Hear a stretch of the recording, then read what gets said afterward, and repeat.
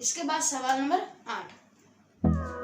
सवाल नंबर 8, ए और बी के निम्नलिखित मानों के लिए ए माइनस बी बराबर ए प्लस बी का सत्यापन कीजिए।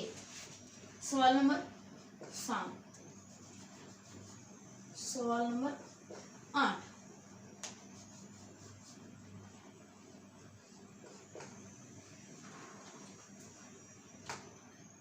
ए माइनस बी बराबर ए प्लस बी, इसको मान रखते हुए हमें जो सवाल पूछे गए हैं उनका सत्यापन करना है। तो सवाल नंबर ए बराबर 21, बी बराबर 18। इनका सत्यापन कैसे करना है कि अगर a का मान 21 है और b का मान 18 है तो इन दोनों को बराबर किया गया है, तो इन दोनों का जो अंतर आएगा वो समान आना चाहिए, यानी बराबर आना चाहिए। तो a के यहाँ पर a 21 लिख देते हैं और फिर माइनस और b का मान 18, तो 18 फिर बराबर a कौन सा है 21 और फिर प्लस 18। तो अब इनका मान ज्ञात करना है। माइनस इंटू माइनस प्लस के 18 21, तो इन दोनों का योग 8 1 9 2 1 3 39 और 21 और 18 39, यानी इनका मान बराबर है 39। फिर सवाल नंबर 2,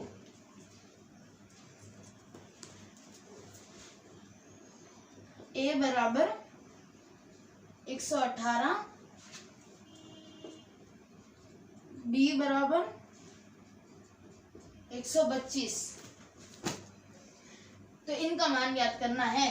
तो 18 माइनस 125 118 बराबर 118 प्लस 125, तो माइनस इंटू माइनस प्लस 125 118 8 और 5 3 1 2 1 4 और 2 बराबर 243, और फिर इनका मान इन दोनों का योग करना है तो 243, तो ये भी सत्यापन है, समान हो गया। फिर सवाल नंबर 3,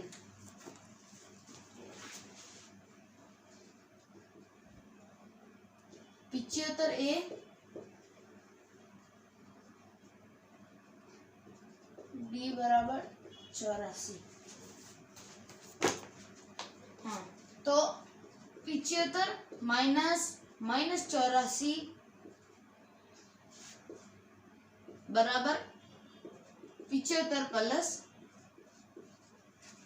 84, 75 प्लस 84, तो इनका मान ज्ञात करना है। माइनस इंटू माइनस प्लस का 85 और प्लस 84, तो 5 8 5 4 9 और 7 और 8 15 159, और फिर इन दोनों का योग बराबर 159, तो ये भी समान है। फिर सवाल नंबर 4, ए बराबर 28, बी बराबर 11,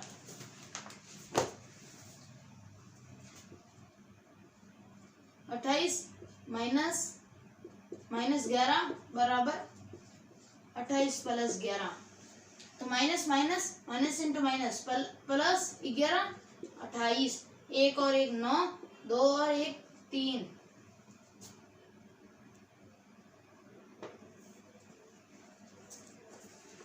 28 और 11 ठीक है। फिर इन दोनों का योग 39, तो ये भी समान है, सत्यापन है। ये सवाल नंबर 8 का आंसर। इसके बाद सवाल नंबर 9। सवाल नंबर 9 में क्या कहा गया है कि निम्नलिखित कथनों को सत्य बनाने के लिए बॉक्स में संकेत यानी छोटा, बड़ा और बराबर का चिन्ह हमें भरना है। तो अब यह चिन्ह है कि अगर जिस साइड जिस संख्या पर मुंह खुला हो वह संख्या बड़ी होती है। अगर यह संख्या बड़ी हो तो इस साइड का मुंह हम खुला करेंगे, तो समझ लेना यह संख्या बड़ी है। तो अगर ये बड़ी हो तो हम इस साइड का चिन्ह बना देंगे, और दोनों बराबर हो तो बराबर का निशान बढ़ देंगे। ये है आज का सवाल। तो हमको इनकी बेसिक निकालकर इस स्थान को भरना होगा। तो इनकी बेसिक निकालने के लिए सवाल नंबर 1 को देखते हैं। सवाल नंबर 1, -8 और -4।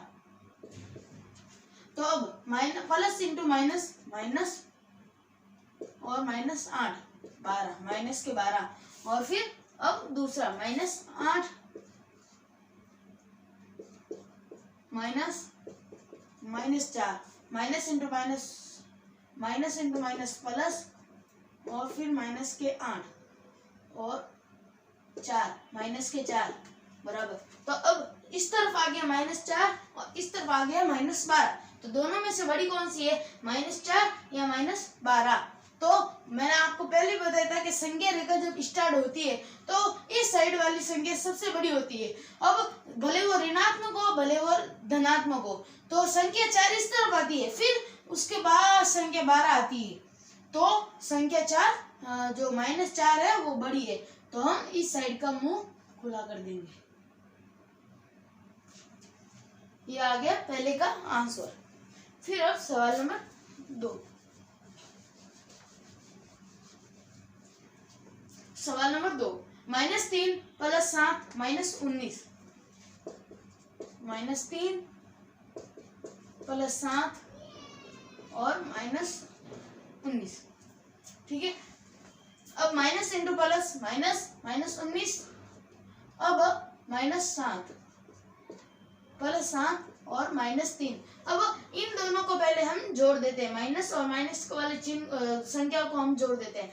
तो 19 + 3 21, नहीं 22, माइनस के 22 + 7। अब इन दोनों को हम घटा देते हैं। 7 में से 22 में से 7 पीछे बचे, 22 में से 7 गए, पीछे बचे 15। तो इस साइड आ गया -15। और फिर अब इसका देखते हैं,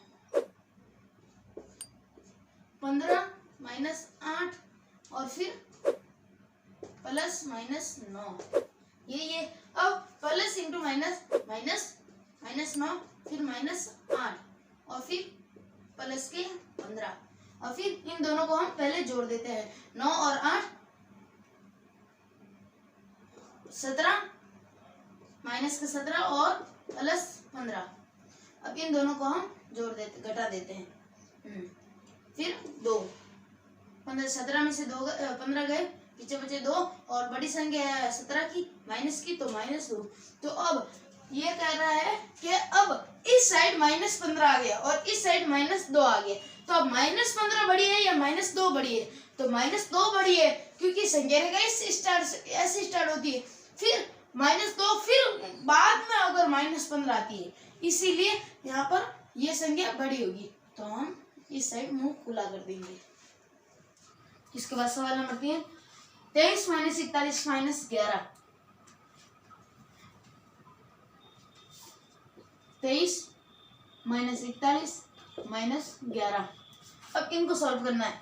तो पहले +11 है, +11। तो पहले प्लस को जोड़ देते हैं। 3 + 3 1 4 और 2 1 3, 34 और -41। अब 41 में से 34 को घटाना है, पीछे बचे 7, तो माइनस के 7 बराबर। अब इसका 23 - 41 - 11। अब इनको सॉल्व करना है। पहले इन दोनों को हम माइनस को जोड़ देते हैं।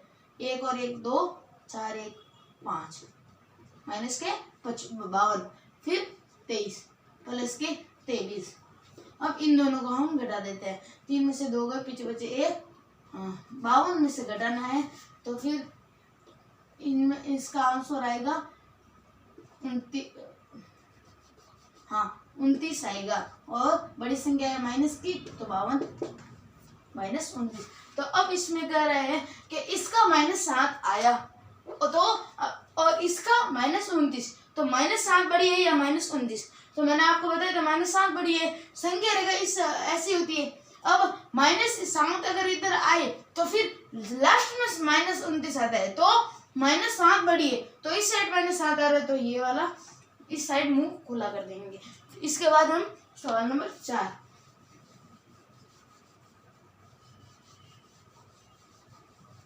सवाल नंबर 4, 39 प्लस -24 माइनस प्लस 15, तो 39 प्लस -24 माइनस प्लस 15, तो पहले इन दोनों का प्लस माइनस -15 और -24 39। अब इन दोनों को हम सॉल्व कर लेते। सबसे पहले 4 5 9 2 और 3 -3 39 बराबर 0। अब इसका 36 प्लस -52 माइनस -36, 36 प्लस -52 माइनस -36। अब इन दोनों का माइनस इंटू माइनस प्लस, अब माइनस इंटू प्लस -52 36।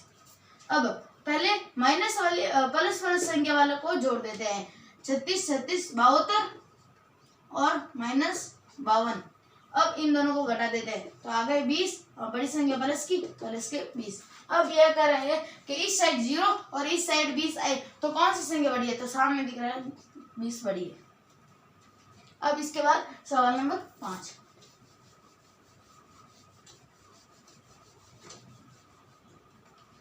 सवाल नंबर 5 -231 प्लस 79 प्लस 51, तो -231 माइनस 69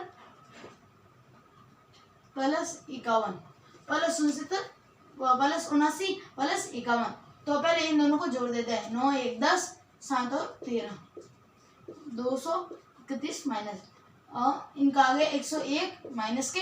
अब फिर इसका -399 प्लस 159 प्लस 81, तो -399 प्लस 159 प्लस 81। तो इन दोनों को पहले जोड़ देते हैं। 9 1 10 13 1 2, ये आ गया 230 प्लस के फिर 399।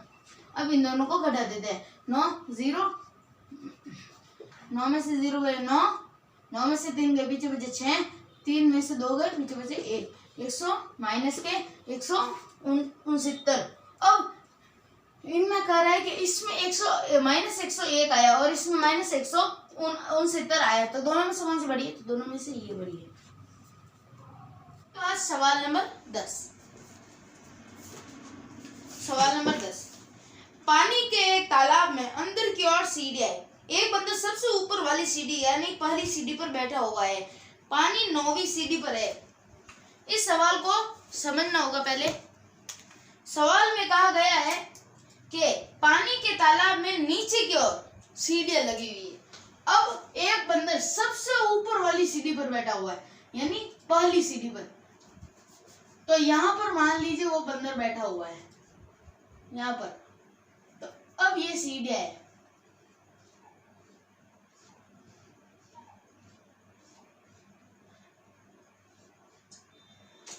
नंबर 1 सीढ़ी पर वो बैठा है, तो हम इसका नंबर लगा देते हैं। नंबर 2 3 4 5 6 7 8 9। अब यहाँ पर कहा गया है पानी 9वीं सीढ़ी पर है, यानी पानी यहाँ पर है, यहाँ पर पानी है। तो अब यह बंदर बैठा हुआ है, इसके हिसाब से हमें प्रश्नों का उत्तर देना है। तो सवाल नंबर 1, वह एक छलांग में 3 सीढ़ी नीचे की ओर और अगली छलांग में 2 सीढ़ी ऊपर की ओर जाता है। कितनी छलांगों में वो पानी के स्तर तक पहुंच जाएगा? क्या वो 1 नंबर सीढ़ी पर बैठा हुआ है, अब वो एक छलांग मारता है तो 3 सीढ़ी पार कर लेता है, फिर वापस एक छलांग मारता है कि 2 सीढ़ी वापस ऊपर चला जाता है। तो इसी क्रमवार वह कितनी छलांगे मारेगा कि पानी के स्तर यानी यहाँ तक 9वीं सीढ़ी तक पहुंच जाएगा। तो हमें उनकी छलांगों को गिनते रहना है।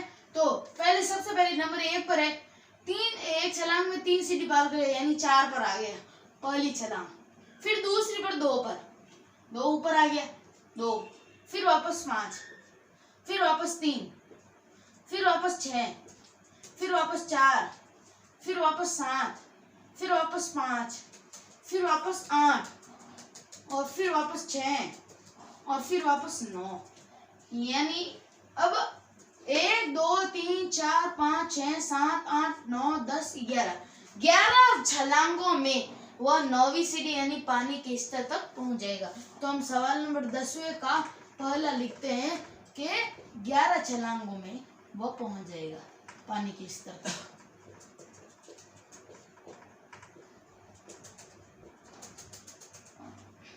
अब सवाल नंबर 2, ये मिटा देते हैं ताकि आपको तकलीफ ना हो। फिर इसके बाद सवाल नंबर 2, पानी पीने के पश्चात वो वापस जाना चाहता है। यहाँ पर आ गया पानी पी लिया, अब वो फिर वापस ऊपर जाना चाहता है। इस कार्य के लिए वह एक छलांग में 4 सीढ़ी ऊपर की ओर और अगली छलांग में 2 सीढ़ी नीचे की ओर जाता है। कितनी छलांगों में वह वापस सबसे ऊपर वाली सीढ़ी पर पहुंच जाएगा? तो अब इसमें कहा गया है कि वो एक छलांग मारता है तो 4 सीढ़ी पार कर लेता है और फिर वापस एक छलांग मारता है कि 2 सीढ़ी वापस नीचे आ जाता है। तो अब इसी क्रमवार वो कितनी छलांगे मारेगा तो वहां पर वापस 1 नंबर पर पहुंच जाएगा। तो सबसे पहले हमें उनकी छलांगों को गिनते जाना है। यहाँ पर है 4 छलांगे ली, 1 2 3 4, एक छलांग में 4 सीढ़ी पार कर दी, ये एक छलांग, फिर वापस 2 7 ऊपर 2, फिर वापस 3, फिर वापस 5, फिर वापस 1, यानी 5 छलांगे। यानी इसका आ गया 5 छलांगों में वह वापस अपनी पहली जगह में आ जाएगा, यानी नंबर 1 सीढ़ी पर आ जाएगा 5 छलांगों में। फिर अब सवाल नंबर 3, यदि नीचे की ओर पार की गई सीढ़ियों की संख्या को ऋणात्मक पूर्णांक से निरूपित किया जाता है और ऊपर की पार की गई सीढ़ियों की संख्या को धनात्मक पूर्णांक से निरूपित किया जाता है, तो निम्नलिखित को पूरा करते हुए भाग 1 और भाग 2 में इसकी गति को निरूपित कीजिए। तो इन दोनों को मैं लिख देता हूँ, पूर्णांक लिख देता हूँ, -3 + 2। फिर इन खाली जगहों को हमें कितनी बार ये छलांगे मारेगा कि बराबर -8 आ जाएंगे। तो अब ये हमें गिनना है और फिर इसका ये है 10वें का तीसरा का पहला और फिर अब दूसरा 4 - 2 और फिर और छलांगे कितनी मारेगा प्लस की केवल 8 प्लस के 8 आ जाए, इनका योग प्लस का 8 आ जाए। तो अब इसको समझना बहुत ही जरूरी है। पहले प्रश्न में हमने क्या पढ़ा था कि वह एक छलांग मारता और 3 सीढ़ियां नीचे की ओर आ जाता और फिर वापस एक छलांग और मारता कि फिर वापस दूसरी पर चला जाता। तो अब ये सवाल नंबर 1 को हम पहले बेसिक निकाल दे कि अब इसी क्रमवार इनका योग लेते हुए हमें -8 को लेकर आना है। कितनी बार ऐसे और आएंगे कि -8 आ जाएंगे? तो सबसे पहले देखते हैं -3 + 2, -3 + 2 बराबर -1 आगे इनका -1 आ गया। फिर अब -3 और फिर मतलब -3 यानी एक और छलांग मारेगा तो 3 सीढ़ी नीचे आ जाएगी। तो अब -3 और -1 -4, फिर +2, ये भी -8 नहीं है तो फिर +2 तो बराबर -2 -4 में से -2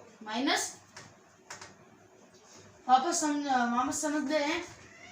-3 और +2 -1 और -3 और +2 बराबर -1 और फिर -3 यानी -1 और -1 2 हो गए, ये दोनों -2 हो गए, -2 और -3 -5 हो गए और फिर -5 के ऊपर -8 आया नहीं अभी, तो फिर और जोड़ना है, +2 और जोड़ते हैं, तो फिर -5 और +2 तो -3, फिर -3 और -3 -6, फिर -2, -6 और -2 -5, फिर -3 और फिर -3 -3 और -5 -8। तो यानी वो 1 छलांग, 2 छलांग, 3 छलांग, 4 छलांग, 1 2 3 4 5 6 7 8 9, यानी वो 9 छलांगे लगाएगा। तब उन जो भी 9 छलांगे लगाई, यानी 9 छलांग, पहले -3 यानी 3 सीढ़ी नीचे आया, फिर वापस 2 चढ़ा, फिर 3 आया, फिर 2 चढ़ा, तो इनका जो योग है -8 आ गया।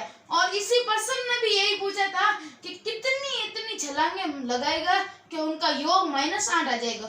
तो अब वो 9 छलांगे लगाएगा तो -8 आ जाएंगे। ये हो गया सवाल नंबर 1 का।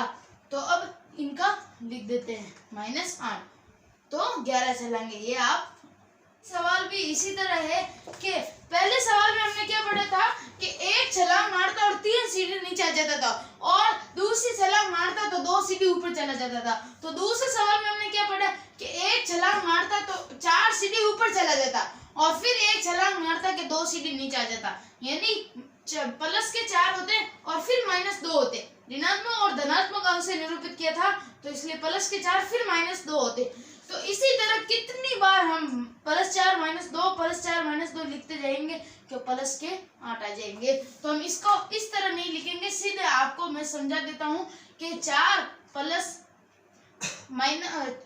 के 4 -2, फिर अब इनका और लिख देते हैं +4 -2, ठीक है। तो इन दोनों का हम योग, पहले हम प्लस वालों को योग लेते हैं, 4 + 4 तो आ गए 8, प्लस के 8 और फिर -2 और -2 -4, तो इनका आ गया -4। फिर आगे और लेना -4, अभी प्लस के 8 आया नहीं है तो फिर और लेना होगा, प्लस के 4 फिर -2, प्लस के 4 इसमें जोड़ देते हैं, -4 सॉरी ये प्लस के होंगे, प्लस के 4 और प्लस के 4 तो हो गए प्लस के 8, प्लस के 8 में से 2 -2 तो फिर प्लस के 6, फिर और लेना होगा +4 प्लस -2 तो +4 + 6 तो +10 और फिर -2 तो +10 और -2 तो बराबर -8, तो नहीं +8। तो इसका आंसर आ गया है कि हम ये इतनी बार लेंगे तो प्लस के 8 आ जाएंगे, यानी इतनी छलांगे वो लगाएगा तो प्लस उनका योग +8 आ जाएगा। ये बंदर बहुत बदमाश है, इसने हमें बहुत उल्टा भटका दिया है। तो ये पर्सन का आंसर आ गया है।